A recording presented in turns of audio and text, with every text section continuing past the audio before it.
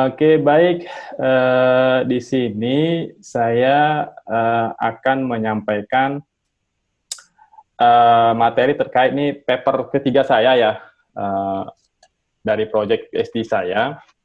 Dan ini salah satu bagian dari yang akan saya ingkatkan nanti dari tesis, ya, tesis saya, seperti itu. Nah, perlu saya sampaikan bahwasanya ini saya mengkaji terkait bagaimana hubungan stres ya, stres, metabolisme, pertumbuhan pada ikan rainbow trout ya. Mungkin teman-teman sudah paham ikan rainbow trout, khususnya di insangnya yang terinfeksi parasit ya, parasit Ichthyopteris multifilis. Ini memang agak jelimet ya nyebutin namanya. Saya juga udah 4 tahun ini bergelut dengan namanya juga masih agak jelimet nyebutinnya. Ini parasit kita kenal dengan ya biasanya penyakit itu penyebab white spot disease di ikan air tawar biasanya. Nah, aspek ini, hubungan ini saya coba lihat dari level transkriptomik seperti itu. Oke, kalau kita berbicara terkait stres ya, nah mungkin saya ilustrasikan seperti ini ya. Jadi biasa kita kenal stres kan, kita sering mendapatkan stres dari berbagai macam masalah, ya kan? Masalah ataupun faktor seperti lingkungan, gitu, seperti faktor internal juga, keluarga juga seperti itu. Nah, nah stres ini tidak hanya terjadi pada manusia, tapi juga terjadi pada organisme lain seperti tanaman, hewan seperti itu. Nah, dalam konteks ini kita mau melihat stres pada ikan. Nah, kenapa ini kita pelajari? Ini menjadi penting ya, penting sekali, karena stres ini sangat penting di apalagi di aquaculture ya, di budidaya, karena ini terkait dengan penurunan pertumbuhan. Ya, ini banyak sekali publikasi yang mengaitkan bahwa stres ini terkait dengan penurunan pertumbuhan, kemudian peningkatan kerentanan terhadap penyakit, dan nanti ujung-ujungnya berefek pada penurunan produksi dari budidaya itu sendiri, seperti itu. Nah, kalau stres ini terjadi di lingkungan budidaya, yang terjadi secara misalnya long lasting ya, terjadi secara lama, karena kita tahu kan stres itu ada dua, secara prinsip itu ada acute stress dan chronic stress seperti itu. Nah, kalau dia terjadi cukup lama yang kronik, ini tentu akan mengganggu efek-efek pada karakter physiological and immunological function dari si ikan seperti itu. Nah, di sini yang umum ya, faktor-faktor yang umum yang menyebabkan stres pada ikan itu ada, biasanya yang kita temui itu adalah faktornya fisikal dan ada juga environmental ya. Nah, kalau fisikal ini biasanya yang dialami ikan itu selama capture, penangkapan, handling gitu, atau loading, transportasi, dan juga proses anestesi ya, proses pembiusan selama handling ikan tersebut. Pindutan di laptop sekarang juga pindutan.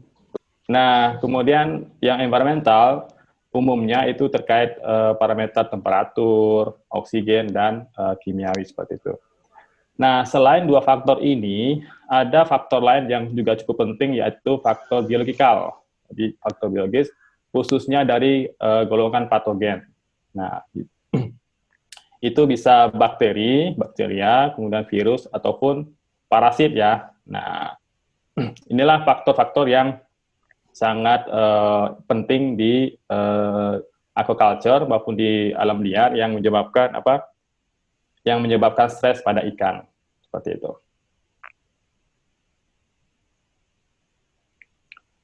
Nah, salah satu parasit yang penting ya di dunia aquaculture itu adalah Ichthyopteris multifilis.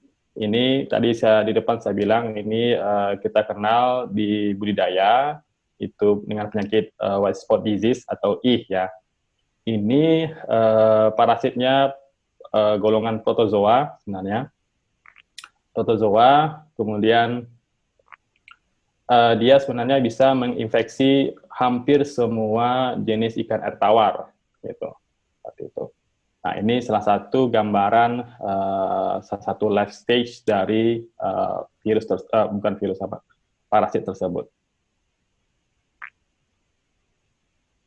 Nah, kalau kita lihat life cycle-nya si parasit ini, dia itu ada beberapa step ya. Nah, ini kita kenal dengan ada yang istilahnya tropon, tomon, tomosit, kemudian ada teron.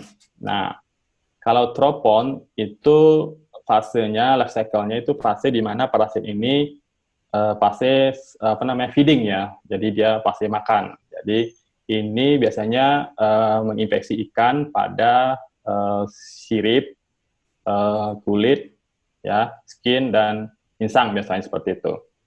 Nah, ini dia menginfeksi epidermis ya, epidermis dari ikan dan dapat berkembang ya mencapai ukuran hingga 1 mm.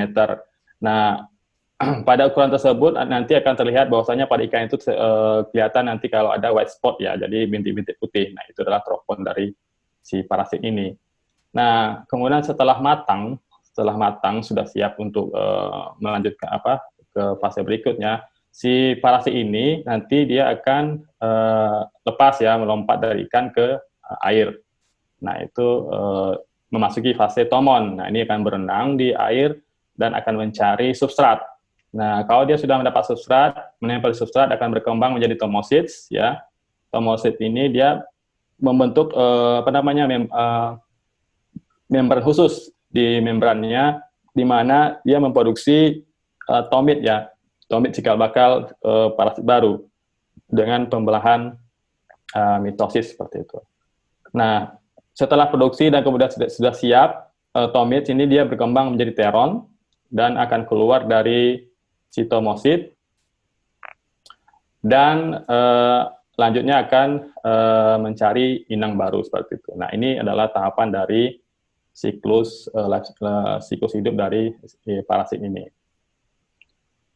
Nah, tadi saya bilang bahwasanya parasit ini adalah golongan protozoa ya, dia menginfeksi pada lapisan epitel dari atau epidermis dari ikan.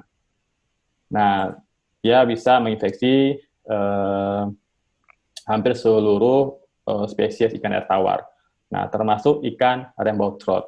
Nah, ini kan salah satu ikan populer di budidaya, terutama di Eropa ya, ikan rainbow trout ini. Nah, ini rainbow trout. Tadi saya bilang ini salah satu ikan populer di budidaya, di mana Denmark, negara Denmark, di mana saya studi sekarang ini adalah salah satu produsen terbesar dari ikan salmon ini, ya, ikan rainbow trout ini sendiri. Ini salah satu foto kunjungan saya di salah satu farm rainbow trout di Denmark ya.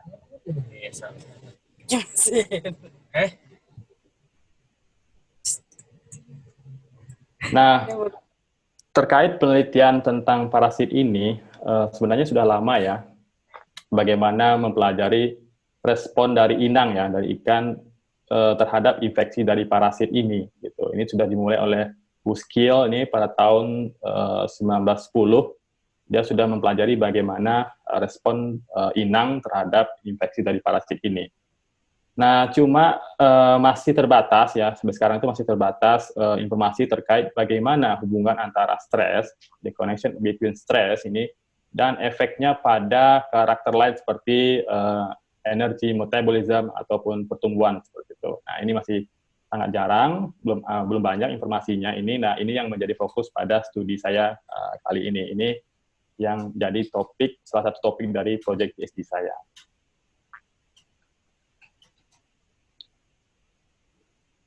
Nah, kalau kita berbicara stres, ini adalah tahapan mekanisme yang terjadi pada tubuh ikan ketika mendapat stres. Jadi stres ini melibatkan respon neuroendokrin neuroendokrin respon, di mana nanti akan terjadi produksi hormon-hormon katekolamin seperti epinefrin atau norepinefrin. Nah, salah satunya kita kenal biasanya adrenalin hormon adrenalin seperti itu. Nah, di saat adrenalin ini meningkat, nanti akan memicu produksi hormon kortikosteroid Nah, yang biasa kita kenal sebagai kortisol ini umumnya di ikan teleos Jadi dominan memproduksi kortisol seperti itu. Nah, bagaimana pathway-nya, jalurnya dari neuroendocrine response ini sehingga menghasilkan kortisol? Nah, di sini ketika ikan mendapat stresor, apapun bentuk stresornya, ini akan dikenal, ditangkap oleh namanya central nervous system gitu. Nah, yang ada di otak Nah, ketika ada stresor, otak akan menginduksi sel kromafin yang ada di head kidney. Seperti itu yang akan memproduksi hormon katekolamin tadi. Kemudian didistribusikan dalam darah. Nah, ketika hormon ini meningkat, ini terjadi dalam waktu second and minutes gitu.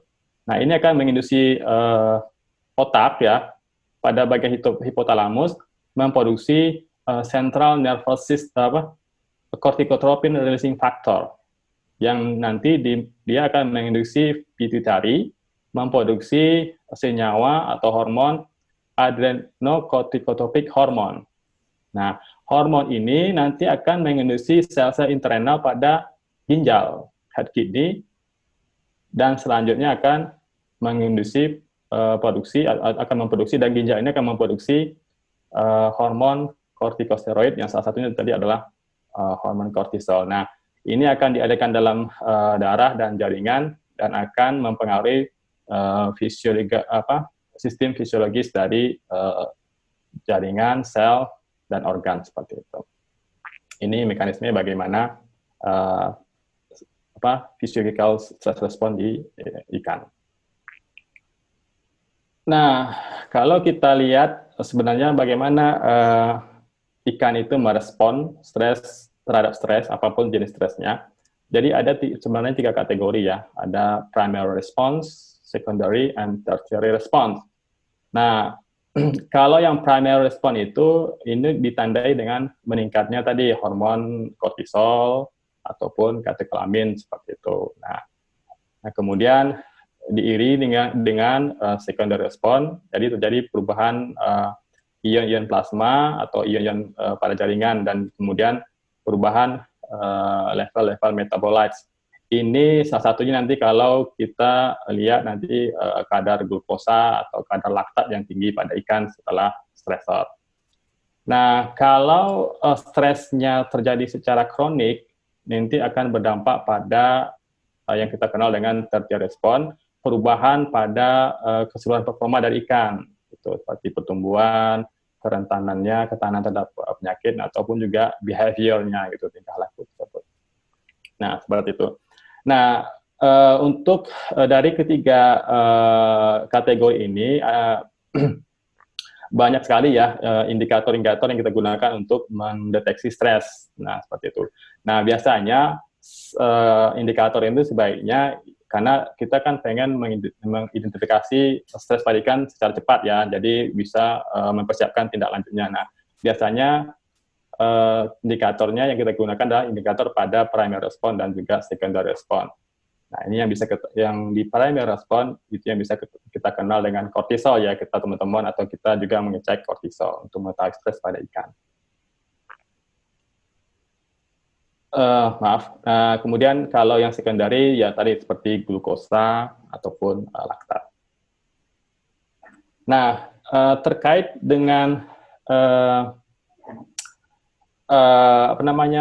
parasit sebagai stresor. Jadi sudah ada sebenarnya penelitian menyebutkan bahwasanya sebenarnya ikan itu kena parasit itu mengalami stres. Nah, itu indikasinya. Ini sudah ada penelitiannya tahun 2007 Ini khususnya di ikan rambetrot.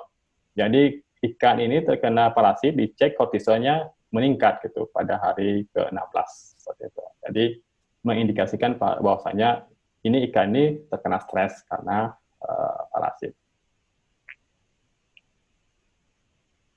Nah, pada saat stres itu kan terjadi semacam perubahan metabolik ya dalam tubuh. Nah, ini sebenarnya untuk dalam upaya organ atau tubuh itu untuk menyediakan energi sebenarnya, energi untuk menghadapi stres ya, stresor tersebut. Nah, energi ini diambil dari cadangan energi yang ada di berbagai organ ya, berbagai organ termasuk insang.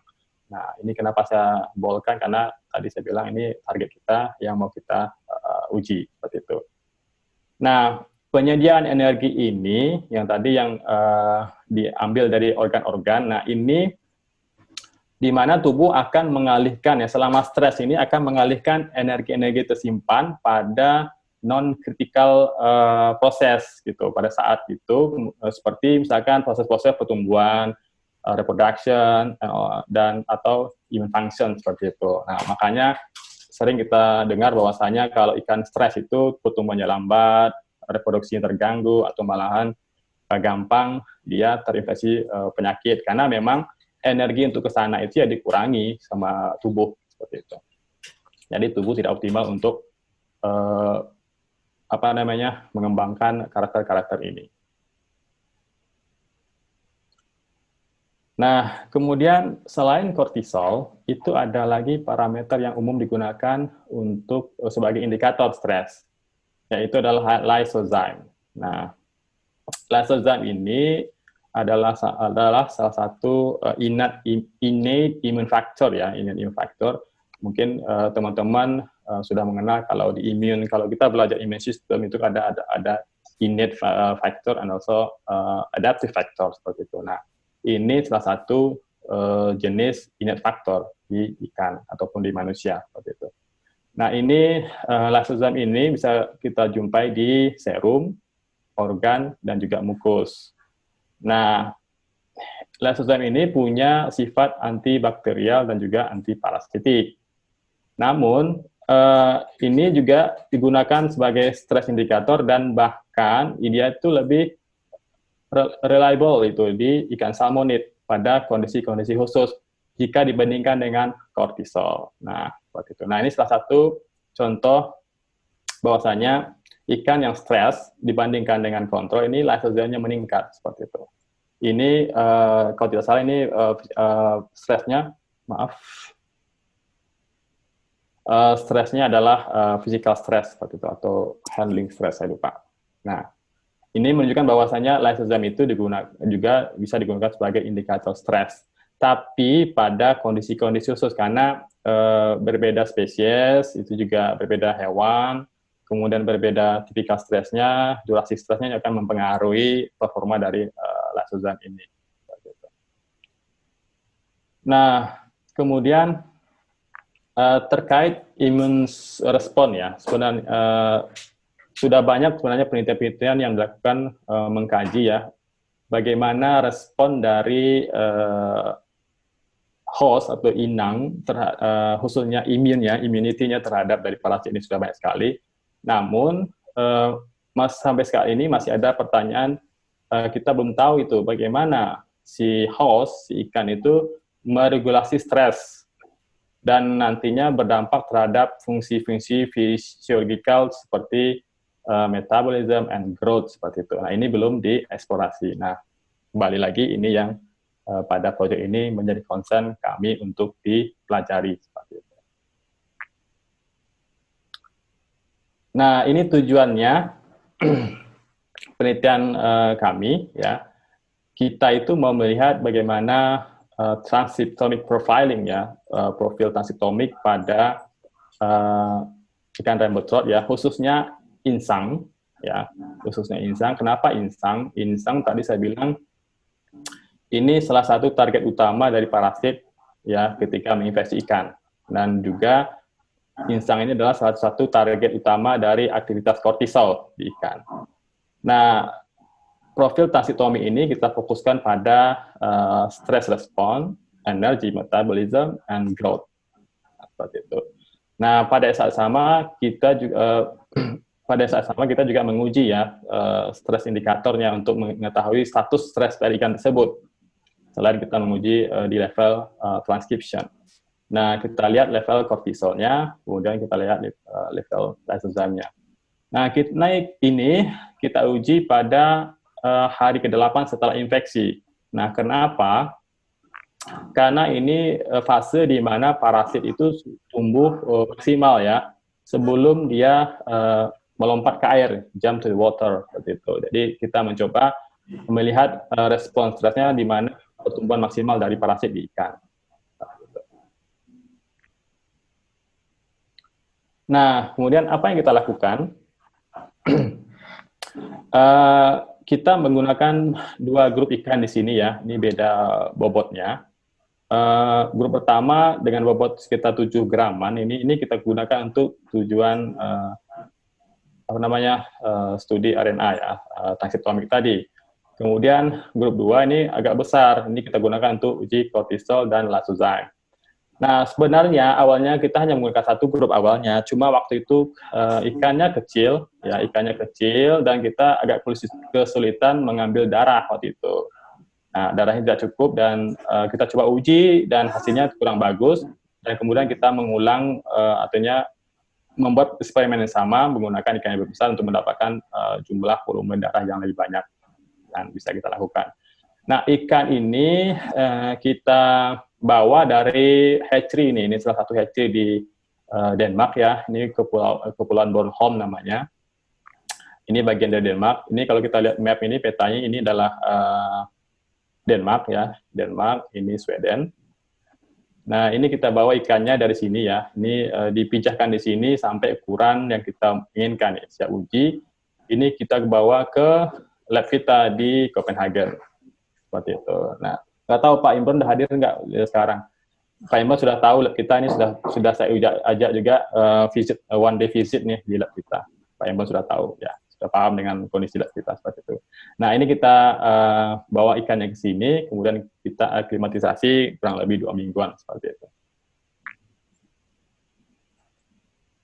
Nah, setelah aklimatisasi, kita bagi ikan tadi yang kita punya ke dalam 2 grup ya, ada infected group dan control group ya.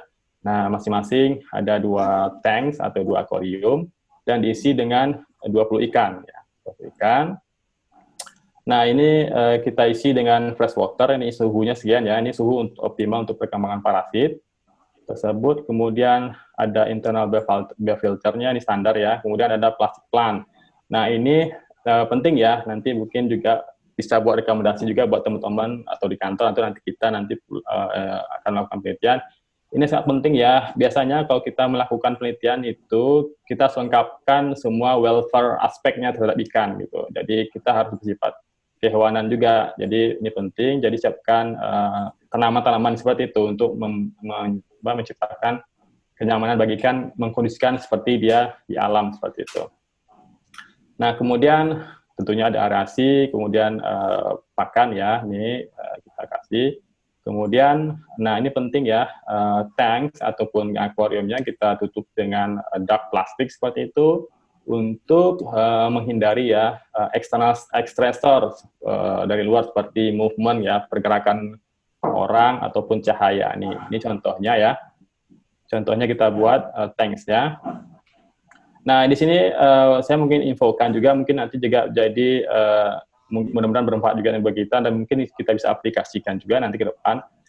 Jadi di sistem di sini, kalau kita mau melakukan penelitian itu, tidak semua orang bisa melakukan percobaan. Ya, tidak semua orang. Jadi tidak semua orang yang bisa ujuk-ujuk datang ke lab buat penelitian, tidak bisa. Nah, mereka harus punya license. Nah, license ini dia harus ada course-nya dulu ya. Ada course-nya dulu, kalau lulus nanti bisa mengajukan license. Ini berlaku untuk Uni Eropa ya, seperti itu. Ini mungkin nanti bisa kita pelajari nanti di Indonesia seperti apa. Nah, tadi ikan tadi kemudian kita infeksi dengan parasit. Jadi kita infeksi dengan cara kita punya suspensi parasit ya, steron ya, pada stek steron seperti itu. Nah, ini jumlahnya kita sesuaikan di mana nanti ikan itu mendapat infeksi sekitar 2.400 per ikan. seperti itu. Nah, itu prosedurnya.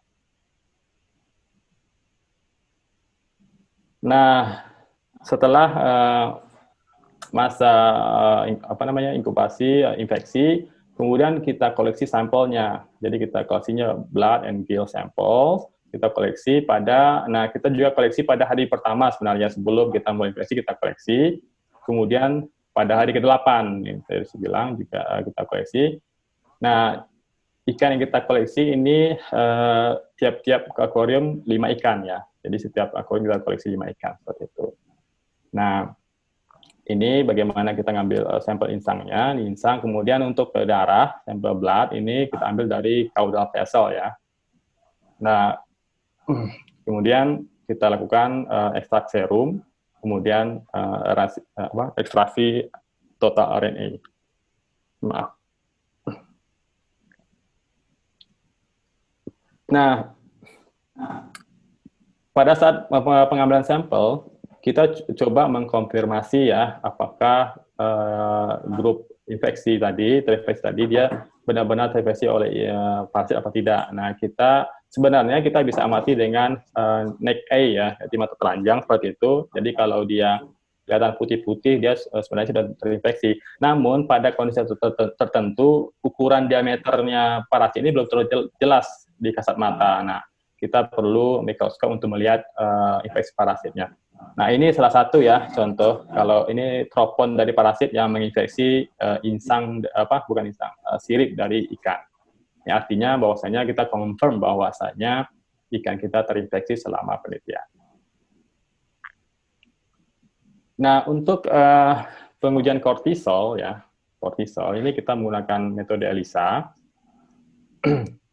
Ini kita juga sudah punya alatnya di Indonesia, tapi beda brand. Nah, ini menggunakan kit ini ya. Ini yang kit kita gunakan, commercial kit. Ini biasa digunakan untuk manusia sebenarnya, human ya. Karena untuk ikan belum banyak tersedia. Cuma ini juga sudah divalidasi penggunaannya untuk ikan. Jadi sudah digunakan untuk ikan dan sudah coba divalidasi dengan korelasi yang sangat tinggi ya. Ini sekitar di atas 95%. Artinya meskipun ini penggunaannya untuk manusia, tapi kita bisa juga gunakan untuk ikan seperti itu. Nah, ini prinsipnya adalah competition principle ya. Jadi nanti antara enzim yang kita punya dengan kortisol yang kita punya ini akan kompetisi membentuk warna ya, membawa warna dari absorbansi. Nanti akan dibaca absorbansinya melalui spektrofotometer. Nah, prosedurnya jadi seperti biasa, kalau kita melakukan analisa, masukin standar, kontrol, dan sampel, kemudian terjadi reaksi, kemudian kita baca di panjang gelombang 450 nanometer. Nah, untuk menghitung konsentrasinya normal saja ya, biar yang bisa kita gunakan menggunakan standar curve seperti itu, atau kurva standar.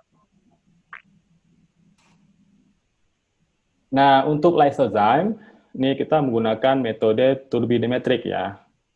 Ini yang dikembangkan oleh Ellis, tapi dengan sedikit modifikasi. Nah, ini caranya serum tadi, ini sekitar 10 microliter. Nah, ini kita campur dengan suspensi bakteri. Ini komersial ya.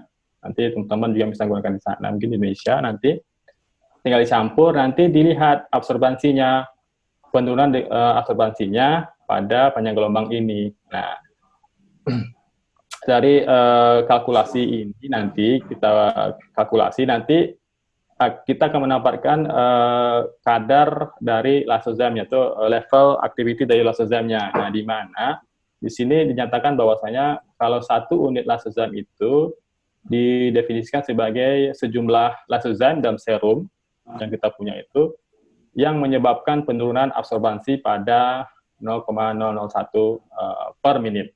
Karena kan hitungan kita per menit. Nanti kita akan mengetahui nanti level lysozyme activity di sana. Nah, kemudian untuk transkriptomi yang sendiri, ya. Jadi dari RNA yang kita punya, tadi kita kirim ke ini nih perusahaan sini, GF Genomics, karena di lab kita tidak punya alatnya, ini kita kirim ke Belanda. Ya, kita punya kolega di sana di Belanda. Nah, ini menggunakan mesin HiSeq ya, HiSeq ya. Nah, ini kalau kita kan di Indonesia punyanya MySeq ya, kalau ini MySeq, HiSeq. Nah, ini panjang bacaan yang kita gunakan pada waktu kita sequencing transkriptom. Nah, kalau flowchart-nya ini sama saja yang kita gunakan, yang kita pernah lakukan di Indonesia ya.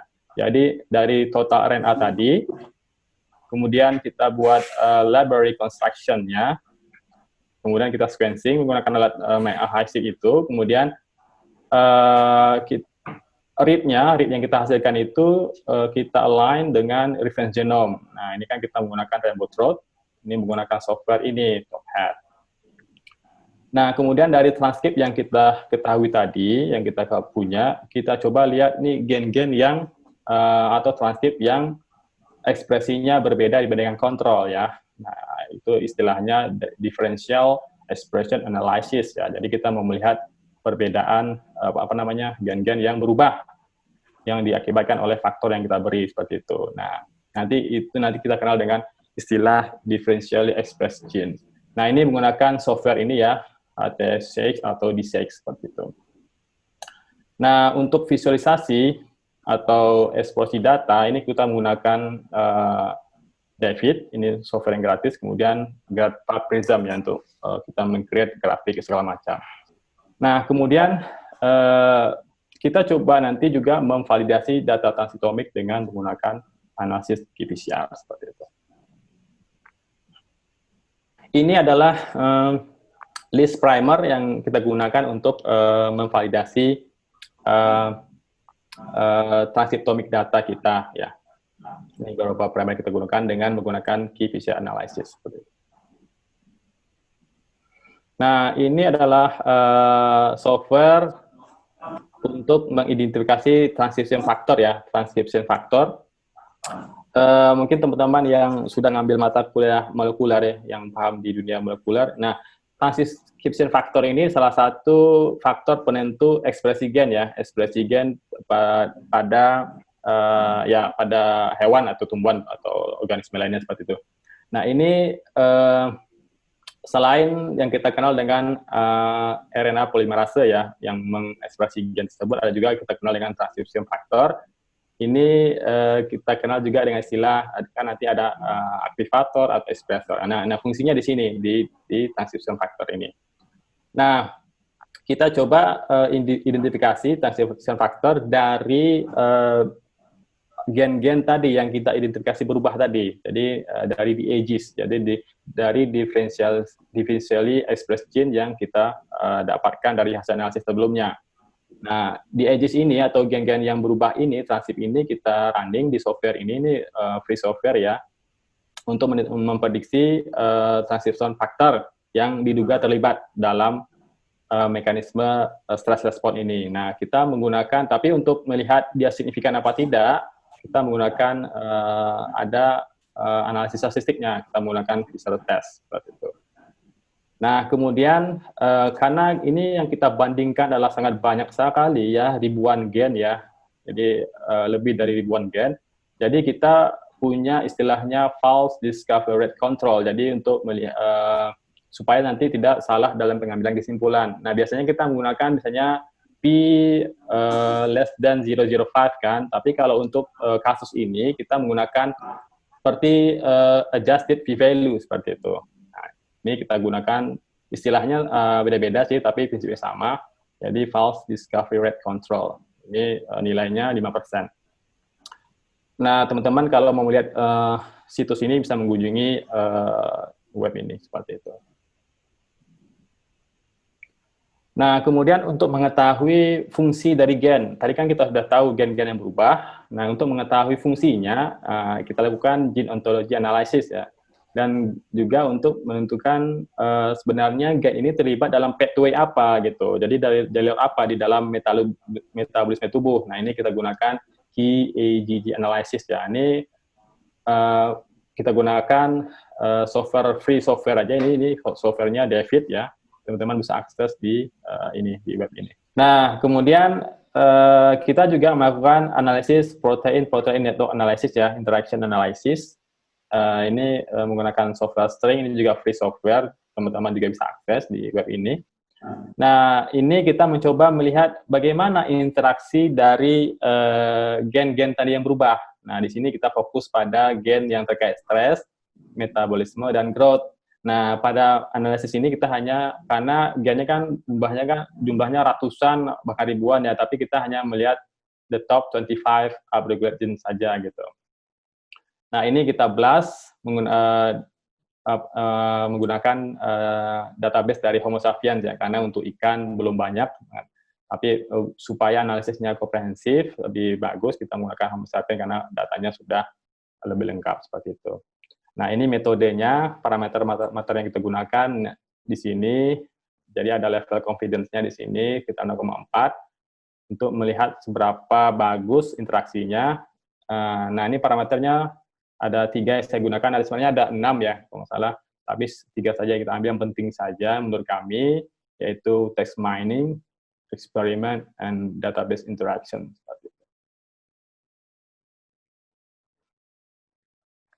Nah, ini hasilnya ya, hasil dari penelitian kami bagaimana kita mengecek level kortisol dan lysozyme. Nah, di sini kelihatan jelas sekali ya, signifikan sekali perbedaannya bahwasanya ikan yang terinfeksi parasit ya, pada hari ke-8 ini kortisolnya meningkat tajam ya, meningkat tajam jika dibandingkan dengan kontrol seperti itu.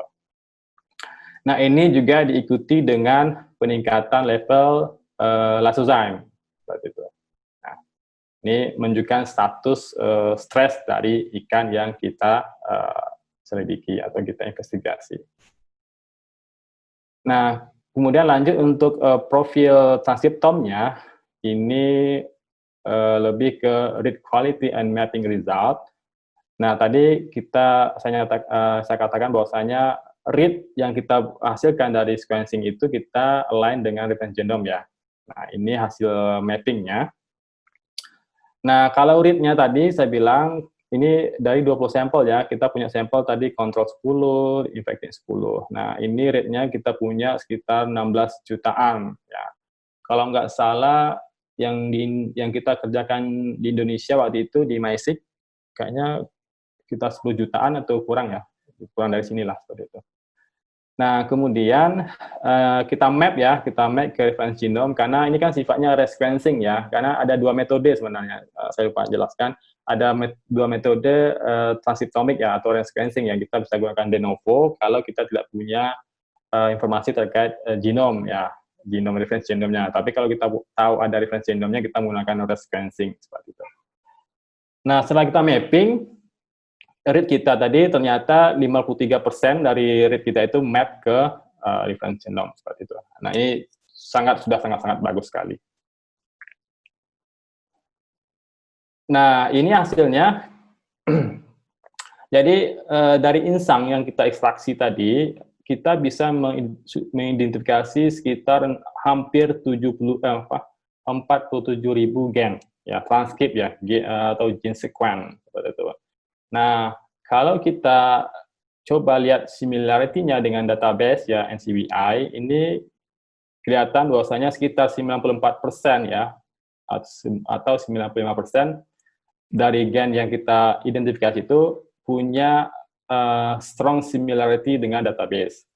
Namun, ada sekitar 5% ini fail to match with the NCBI databases ya. Jadi, tidak match. Nah, ini sekitar jumlahnya sekitar 2,5 ribu ya.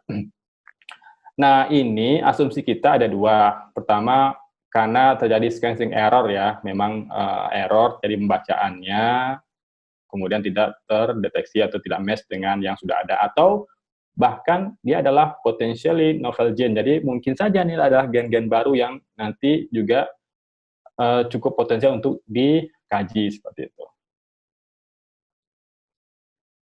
Nah, ini kalau kita lihat distribusinya kalau kita blast dengan database ya. Nah, umumnya ya kebanyakan ya mostly dari gen yang kita identifikasi itu mirip dengan gen-gen yang ada di Homo sapiens yang manusia seperti itu.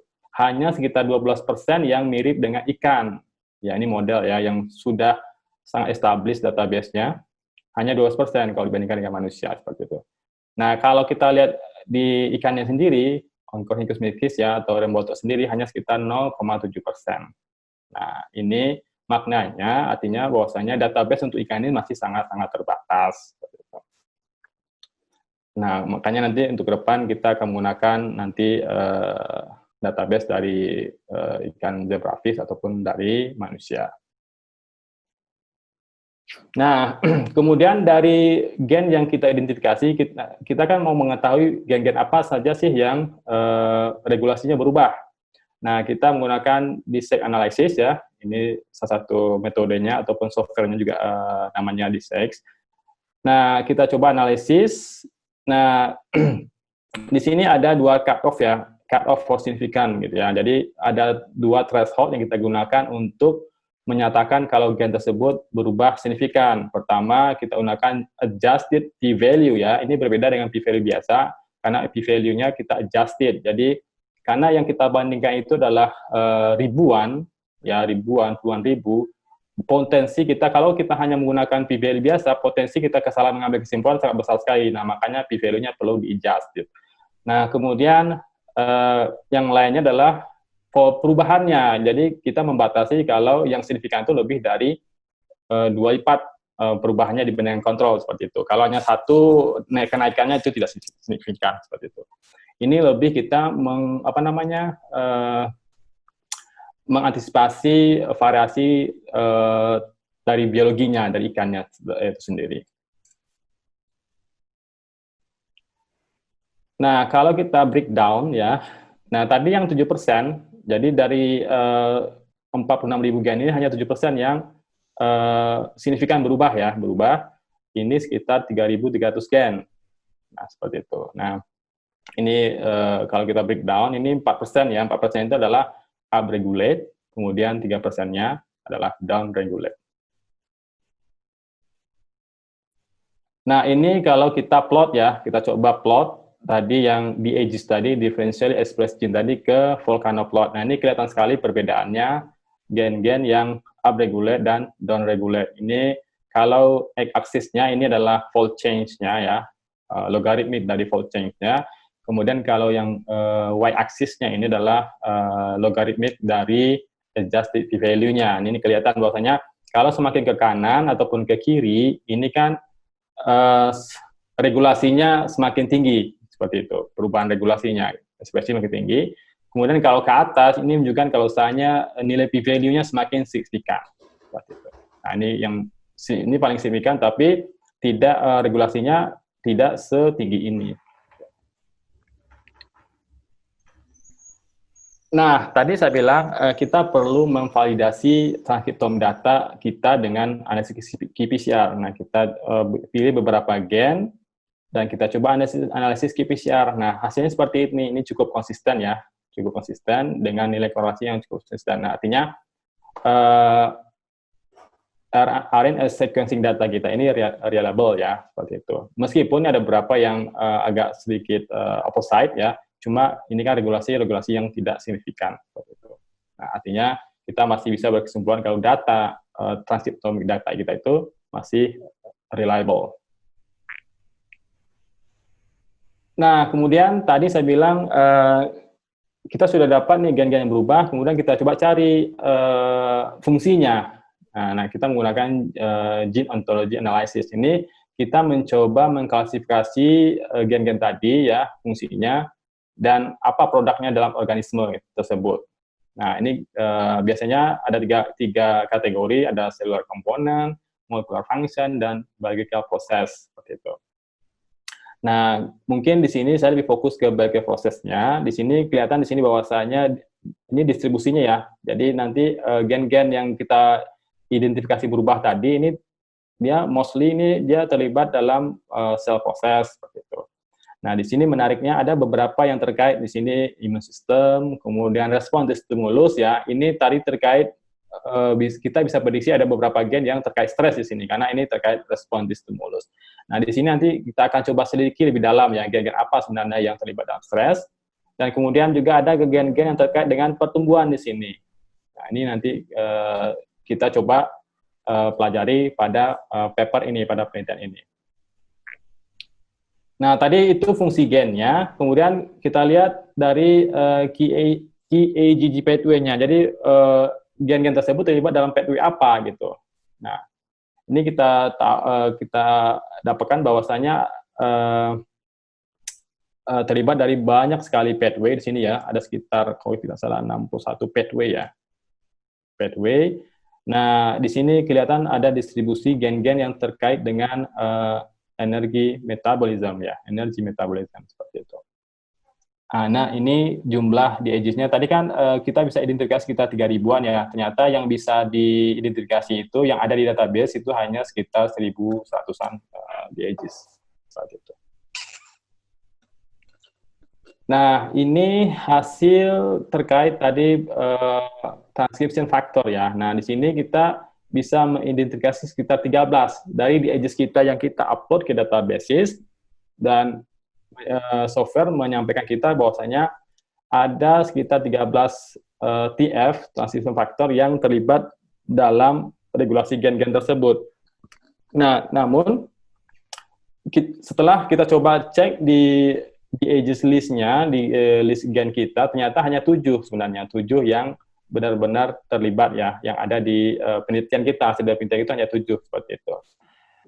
Nah, tadi saya bilang dia ini fungsinya apa, jadi bisa dia mengaktivator atau merepresor dari gen, nah, tergantung dari transcription factor ya tadi seperti itu.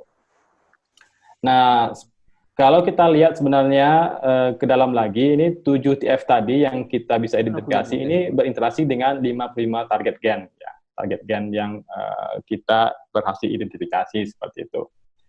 Nah, kemudian kalau kita lihat lagi lebih dalam, ini adalah 7 tadi ya, 7 yang kita bisa identifikasi. Nah, di sini transcription factor yang terlibat atau sebagai key regulator pada karakter pertumbuhan ataupun metabolisme. Ini kan tadi terkait sekali dengan apa yang kita akan selidiki. Nah, ada lagi transcription factor lainnya, STAT1 dan GLI2 ini dia lebih terlibat ke immune defense. Nah, ini terkait transcription factor. Nah, tadi dari 55 gen target tadi, kita coba lihat fungsinya ya. Nah, menggunakan software tadi, software David tadi, kita lihat fungsinya dan KAGG analysis-nya. Nah, kita berhasil identifikasi bahwasanya sekitar 38 target gen ini bisa punya informasi di database. Nah, kebanyakan ya yang mostly dari 38 target ini terlibat dalam cell division ya, kalau kita lihat dari fungsi gennya. Kemudian kalau dari pathway-nya, kebanyakan dari gen tersebut terlibat dalam cell cycle. Nah, ini mengindikasikan bahwasanya gen-gen yang kita identifikasi itu punya kaitan terhadap pertumbuhan. Dan kemudian ada lagi yang terkait prolactin signaling pathway, ini lebih ke immune defense regulation. Nah, ini adalah gen-gen. Jadi setelah kita punya sekitar 3.000-an gen yang kita identifikasi tadi, kita coba lihat gen-gen yang terlibat dalam respon stres ya. Nah, ini kita bisa identifikasi bahwasanya sekitar 650-an gen ini terlibat dalam stres, dan mostly ya, umumnya gen-gen tersebut ini sekitar 63% ini upregulate seperti itu, karena ini memang terkait respon dari ikan ke stres seperti itu. Nah, ini saya coba tampilkan di paper ya, ini top 25-nya nih yang upregulate dan regulate. Ini gen-gennya kita tampilkan. Ini saya urutkan berdasarkan p-value-nya. Jadi semakin rendah p-value-nya semakin signifikan, artinya seperti itu. Nah, di sini juga kita bisa temukan dari 600 gen tadi, ini ada gen-gen yang merupakan indikator stres, ya, yang biasa digunakan untuk sebagai indikator stres pada level gen.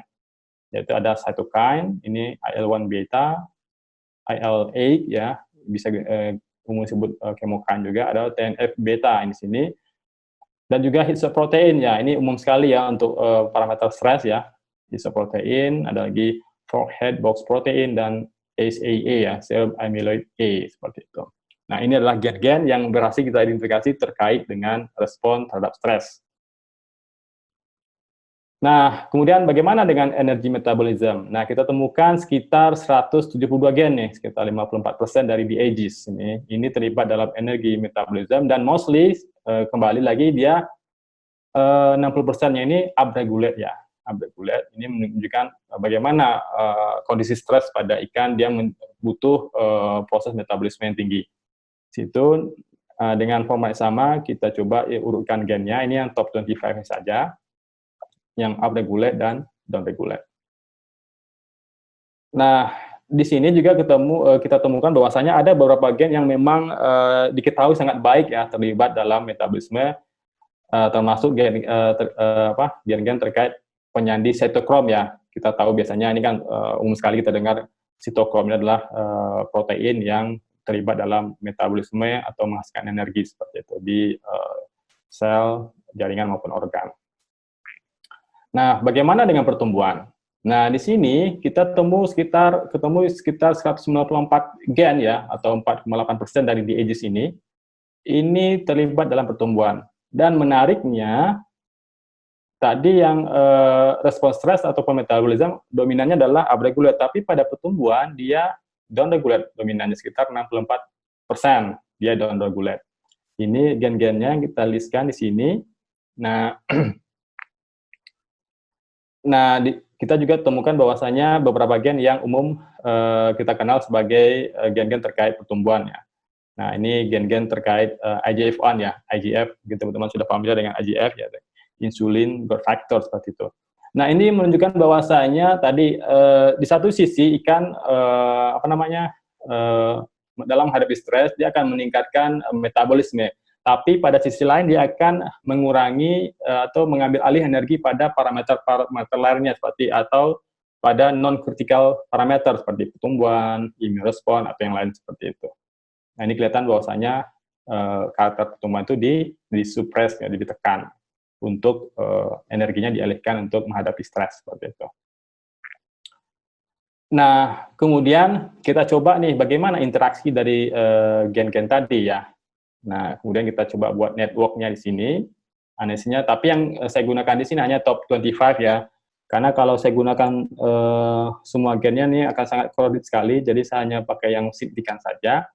Nah, dari analisis ini, kelihatan bahwasanya ini gen-gen tadi ya, yang terkait stres, energi, metabolism, dan growth gitu. Nah, ini kelihatan bahwasanya dari 73 gen ya, 73 gen, ataupun 75 ini sebenarnya, kan tadi 25 yang stres, metabolism dan growth kan 75. Nah, hanya 63 yang ada yang kita bisa prediksi seperti itu. Ini nilai signifikansinya. Nah, menariknya di sini kita temu bahwasanya ada 5 gen terkait stres. Ini adalah sentral dari network-nya. Ini ya. Ini saya kasih tanda bendera di sini biar gampang untuk melihatnya. Dia adalah sentral dari interaksi dari gen-gen ini gitu. Ini nama gennya seperti itu. Nah, setelah kita telisik lebih dalam ya, kita baca-baca, ternyata gen-gen ini terkait dengan tissue development dan homeostasis ya, seperti itu. Dan kemudian gen yang lain, misalkan ini lebih ke immune system-nya, seperti itu. Ini kita kenal, seperti itu. Nah, itu terkait interaksinya gen-gen yang kita selidiki.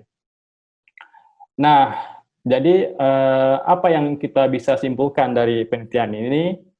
Pertama, bahwasanya parasit ya, stresor yang penting juga di budidaya ini dapat mengindus stres ya di ikan remotrod, di mana kita di sini menunjukkan bahwasanya ada berbagai mekanisme molekuler ya yang potensial menghubungkan bagaimana efek stres dengan metabolisme dan pertumbuhan di rembotrod khususnya di insang seperti itu.